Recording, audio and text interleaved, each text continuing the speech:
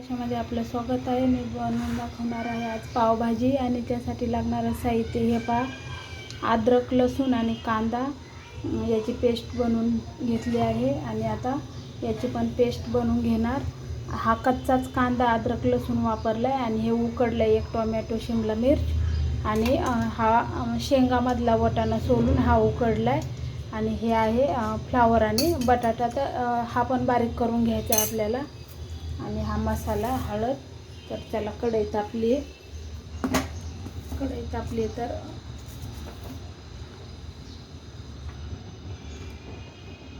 कढईमध्ये तेल टाकले. आपल्याला पाहिजे तेवढं तेल, थोडं जास्त तेल वापरायचं कारण कांदा वगैरे परतायचा आहे त्याच्यात छान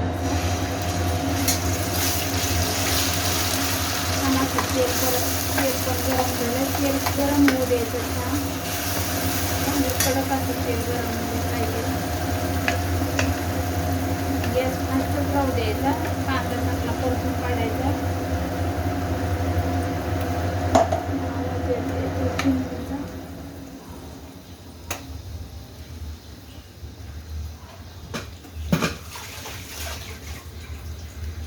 तर कांदा चांगला लाल होईपर्यंत परतायचा. खाली डागला नाही पाहिजे, त्यामुळे सारखं आपल्याला कांद्याची पेस्ट असं हलवत राहायचे. तेल चांगलं तापलं ना का लगेच कांदा टाकल्या छान असा परतून निघतो लगेच. जास्त वेळ नाही लागत. कांदा, लसूण, अद्रक कधी पण कच्चच पेस्ट बनवून घ्यायची त्याची आणि अशी परतून घ्यायची चांगली तेलामध्ये छान. चला 1 मिनिट चांगलं परतून झालंय. तर आता त्याच्यामध्ये टाकूया आपला घरचा लाल मसाला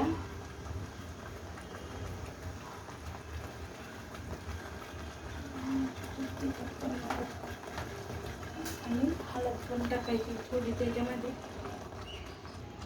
तर थोडी हळद टाकायची, खूप पण नाही टाकायची. आणि मीठ टाकायचं. मीठ टाकल्यावर कांदा लवकर परतून निघतो. चवीपुरतं मीठ टाकायचं आहे, नंतर खाऊन बघू शकता मी.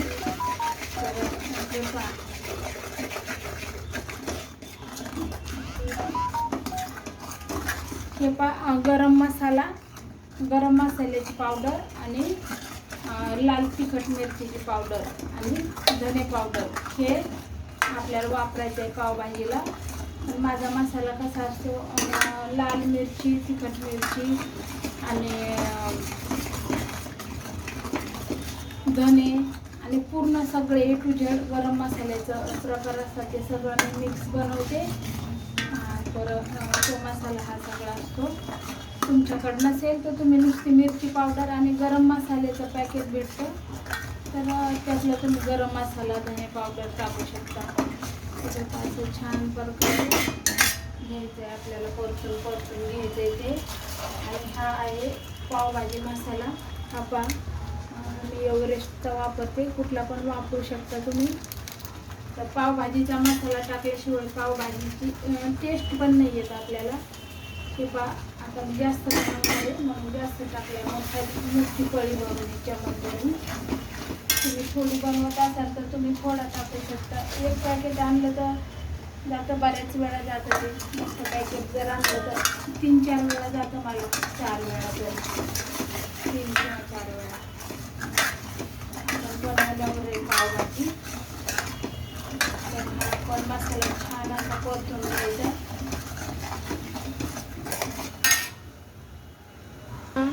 मिक्सरमध्ये बारीक करून घेते आता शिमला मिरची आणि टोमॅटो. तर हे आता हिरवी मिरची, टोमॅटोची पेस्ट बनवून घेतली, ती टाकून घ्यायची.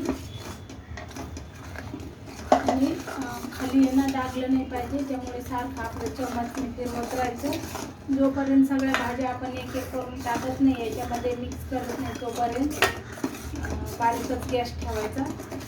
नंतर खाली करपून जाईल. आपण एक इकडं वाटत बसलं तर सर्व तुम्ही अगोदरच तयारी करून ठेवा. तर चला आता हे उकडलेलं वाटाणा टाकूया.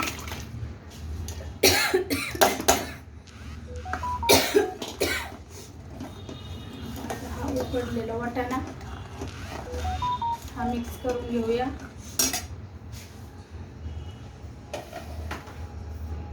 आणि आता हे आता इकडे हे बारीक करून घे.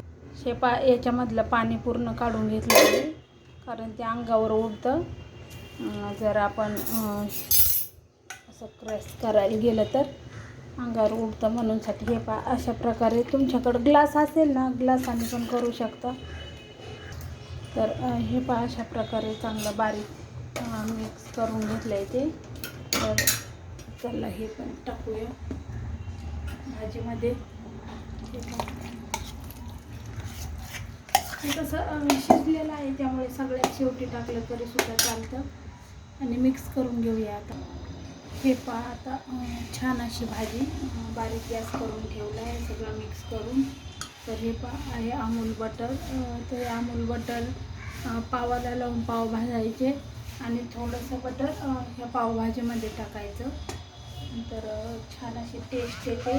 ते आता विरघळून जाईल गरम होऊन. आणि हे कोथिंबीर सुद्धा मी अशीच टाकते वरूनच, भाजीमध्ये देते टाकून. म्हणजे मुलं पण छान खातात. असं वरून तर घेत नाहीत मुलं कांदा हे ते, कोथिंबीर कच्चं, मग आधीच असंच टाकून द्यायचं. आणि मी बारीक जे केलं ना मिक्सरमध्ये, शिमला मिर्च, टोमॅटो, कांदा वगैरे सगळं बारीक केलं आहे ना. तर लहान मुलं पाहते असं कांदा फोडी वगैरे असं आवडत नाही, टोमॅटो काय ते, मग मुलं खात नाही. तर ही अशी भाजी द्यायची बनवून. लहान मुलं अगदी आवडीने, त्यांना तर तोंडामध्ये काय हे नाही येत ना. आणि वाटाणे वगैरे तर कडधान्य खातातच सगळी मुलं. तर हे अशा प्रकारे असं आवडीने खातात. अजिबात भाजी वगैरे ठेवत नाहीत ताटात काही, आणि खातात व्यवस्थित पोटभर. तर हे अशा प्रकारे भाजी झाली आहे. त्याला आता पाव भाजूया तव्यावरती. हे इकडे आपली भाजी झाली आहे तयार. कशी छान अशी कसली मस्त घट्ट घट्ट झाली एकदम. हे झाली आहे का नाही हॉटेलमधल्यासारखी घट्ट वगैरे एकदम छान. आणि तुम्ही खूप असं लाल कलर आणण्यासाठी आहे ना, लाल कलरची मिरची पावडर मिळते ती टाकू शकता.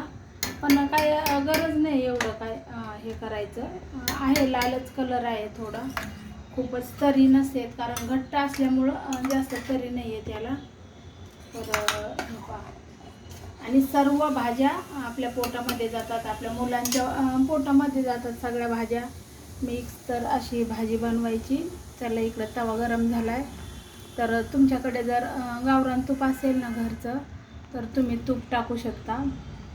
तूप लावून पाव भाजू शकता. तर पाव भाजण्याची पद्धत तुम्हाला सांगते. तर हे पाव आहेत.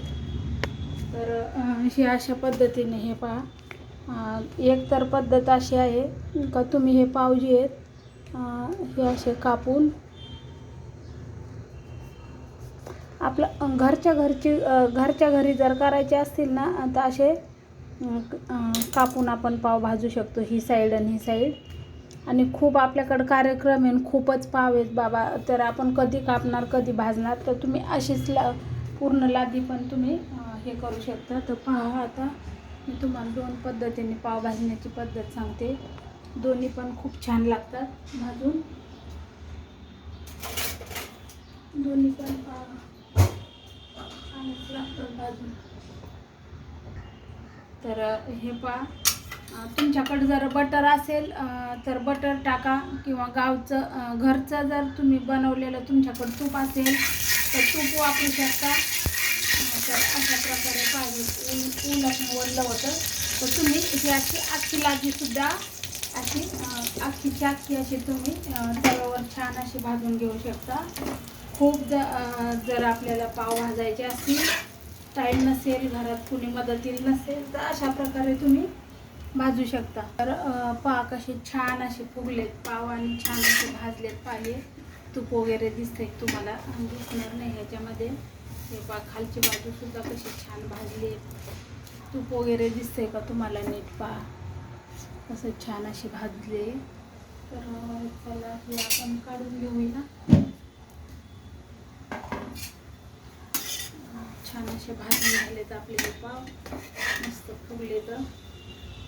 आणि आता दुसरी पद्धत तुम्हाला सांगते कसे भाजायचे ते. तर हे पहा, ते पण असेच टाकायचे आपल्याला हे तूप.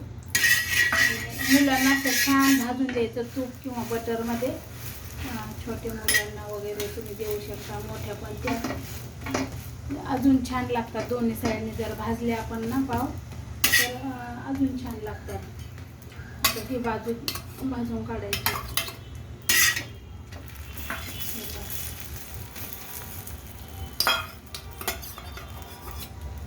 हे एकदा माझा मुलगा आजारी पडलेला आणि तो कुठल्याच भाज्या खायचा नाही. मग डॉक्टरनी सांगितलेलं ह्याला पालेभाज्या वगैरे किंवा फळभाज्या असं देत जा. त्यांनी सांगितलेलं नाही, तो कुठलीच भाजी खायचा नाही.